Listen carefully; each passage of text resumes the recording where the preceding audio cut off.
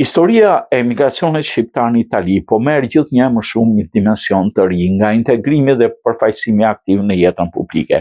Një shembull domethënës është kandidatura e Alex Vulajt për këshilltar komunal në Legnano në mbështetje të kryebashkiakut Lorenzo Radice. Rruga e tij nis në vitin 1992 në shënkoll të Lezhës, ku kontakti me misionarit italian ndikoi në formimin e tij njerëzor dhe kulturor. Ky ndikim i hershëm krijoi një lidhje të fortë me Italinë, e cila më vonë u bë vendi ku ai ndërtoi jetën. Për gati 20 vitesh është në Legnano. Vulaj është pjesë aktive e komunitetit, duke kontribuar me vullnetarizëm dhe duke ndihmuar bashkëdhetarët në çështje të ndryshme sociale.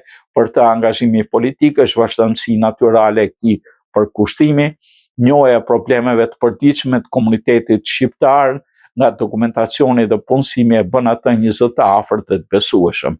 Vulaj i bën thirrje shqiptarëve të marrin pjesë në procesin demokratik, duke theksuar se përfaqësimi nuk është vetëm krenari, por nevojë për barazi dhe përfshirje. Pavarësisht rezultatit, historia e tij qëndron tek transformimi i emigrantit në një qytetar aktiv që kontribon për të mirën e përbashkët.